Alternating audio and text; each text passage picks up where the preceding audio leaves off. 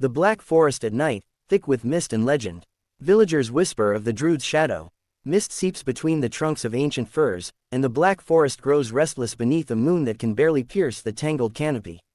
In these woods, where the air tastes of moss and secrets, the villagers of Ikenru have always whispered of things best left unnamed. It's a land where stories are currency, and none are traded more cautiously than those about the Drude, a witch or spirit, some say, who comes at night to ride the chests of sleepers, stealing their breath and twisting their dreams into nightmares. Some claim to have seen her, a gaunt woman with tangled hair, her face more shadow than flesh, moving through the mists as silent as the grave. Others insist she's nothing but a legend, a tale to frighten children and explain the night terrors that occasionally grip the most pious men. But as dusk stretches into an uneasy night and an unnatural cold settles over Ikenru, old fears awaken. Children wake screaming, elders mutter prayers, and even the bravest find their beds less comforting than before. For in this season, the boundary between myth and reality is thin as a spider's thread. At the heart of the village, a healer named Greta suspects there is more to these nightmares than mere superstition. Her own dreams have grown troubled, haunted by a suffocating presence and the echo of ancient songs. As the Drude's shadow lengthens over the black forest, Greta must unravel truth from fable before fear tears Ikenru apart, or the witch's curse claims them all. Nightmare's embrace. The first victim. The terror began with a single, terrible night. It was the first new moon of winter, when Ikenru seemed to shrink beneath the weight of darkness. Smoke curled from chimney stacks, and families huddled close to their hearths, clutching charms and muttering litanies against things that moved unseen in the gloom. In the home of Otto Becker, the miller's son, the air was especially heavy. Otto, strong as an ox and usually untroubled by superstition, was the first to fall prey to the Drude. Otto Becker suffers the Drude's attack, a spectral hand crushing his chest under moonlight. Otto's mother, a stern widow named Gertrude, was awakened in the early hours by guttural gasps.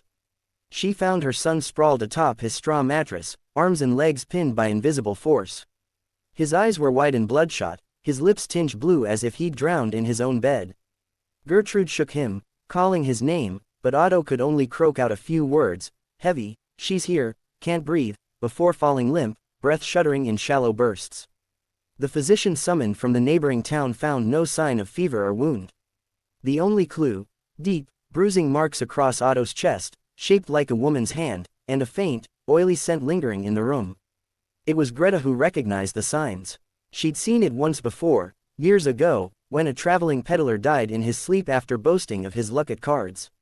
The villagers spoke of an Alp or a mare then, but Greta remembered her grandmother's stories, the Drude, who presses on sleeping chests until breath is stolen, and nightmares reign. The next night, it happened again. This time to old Frau Lenz, the midwife, who had delivered nearly every child in Ikenru. She awoke screaming, clutching her chest, sweat pouring down her face as she raved about a gaunt woman with eyes like coal and fingers cold as the grave. Her voice trembled as she described the sensation, a weight crushing her, a song so old and bitter it turned her blood to ice. The village priest, Father Matthias, called for prayer and confession. Suspicion began to swirl as thickly as the winter mist. Was this a curse, a punishment, or the work of a witch hiding among them?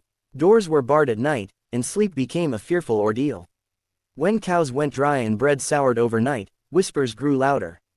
Some blamed the woods, others eyed their neighbors with mistrust, wondering who might have consorted with dark forces. Greta watched all of this with mounting dread.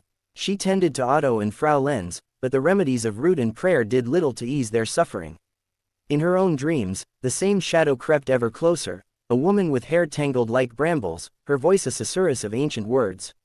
Each morning, Greta woke breathless, the taste of fear sharp on her tongue. She knew the Drude would not stop at 2.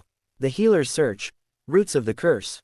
Sleep fled from Ikenru, doors were locked, candles burned through the night, and children huddled beneath rough woolen blankets, clutching sprigs of blessed yarrow.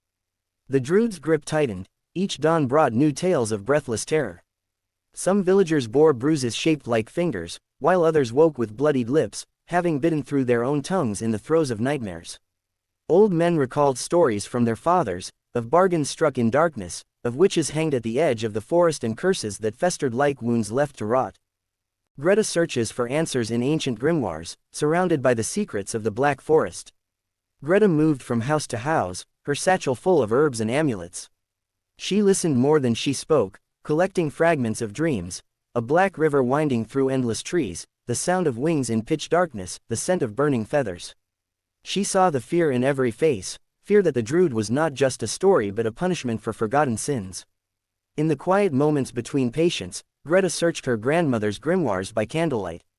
She read of witches marked by the Drudenfis, a five-pointed star, said to repel the spirit's touch.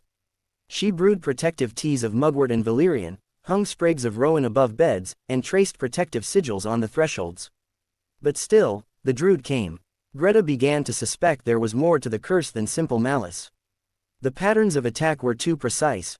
Only those who had quarreled with neighbors or withheld kindness seemed to suffer most. The witch's vengeance, it seemed, was fueled by bitterness and old grudges. In her search for answers, Greta visited the oldest woman in Eichenruhe, Ursula, blind and half-mad, who remembered when the trees were young. Ursula told her a story whispered since before the village had a name. Once, a woman named Adelheid had been accused of witchcraft after a child's death during a fever. Falsely blamed and cast out into the woods, Adelheid died in exile, vowing that those who turned on their own would never rest easy. The forest, Ursula warned, never forgets. Greta's blood ran cold. Was the Drude not merely a spirit, but the vengeful soul of Adelheid, called forth by the village's own cruelty? As Greta left Ursula's hut, a biting wind tore through the trees. The sun was setting, and the forest seemed to lean in, hungry for secrets. Beneath the fir boughs, confronting the Drude, the night the Drude claimed her third victim, panic swept through Eichenruhe. The schoolmaster's wife, once the kindest woman in the village, was found cold and still, her lips blackened and eyes wide with terror. Father Matthias led processions through the night, swinging censers of incense and chanting prayers, but the fear only deepened. Rumors flared like wildfire. Some accused Greta of consorting with dark forces, others suspected a pact between the priest and the forest spirits. Neighbors who had once shared bread now glared at each other across fences. The air was thick with suspicion and grief. In the heart of the Black Forest, Greta faces the Drude, mist and sorrow made flesh, under moonlight. Greta, her courage hardening under pressure, knew something had to change. If the Drude was Adelheid's vengeful ghost, then only a gesture of true contrition and unity could break the curse. She gathered the villagers in the square beneath the ancient linden tree, a tree that had seen every sorrow and celebration in Eichenruhe. There, by torchlight, she told Ursula's story aloud. Greta urged the villagers to confess old wrongs, to forgive past grievances, and to reach out to one another. At first, voices were raised in anger and denial. But as the flames flickered and the wind howled through the branches, old wounds surfaced. Tears fell as confessions tumbled forth, a stolen loaf of bread, a love betrayed, a kindness withheld. Greta placed a circle of salt around the villagers and inscribed the Drudenfis in the earth at their feet. The oldest and youngest of Eichenruhe joined hands, and together they offered prayers, not just for protection, but for forgiveness. That night, Greta made her way into the heart of the Black Forest alone. Carrying only a lantern, her grandmother's talisman, and a piece of freshly baked bread, an offering for Adelheid, she followed the path to the place where the exiled woman had died. The forest pressed close, branches clawing at her cloak. Shadows flickered at the edge of her vision. In a clearing washed with moonlight, Greta found herself face to face with the Drude. The witch's form was insubstantial, woven from mist and malice, eyes burning with ancient grief. Greta knelt and laid the bread on a flat stone, bowing her head in apology and remembrance. She spoke words of sorrow for Adelheid's suffering and begged for the village's release from vengeance. For a moment, silence hung heavy as a shroud. Then the Drude's form shifted, the face grew softer, sorrowful.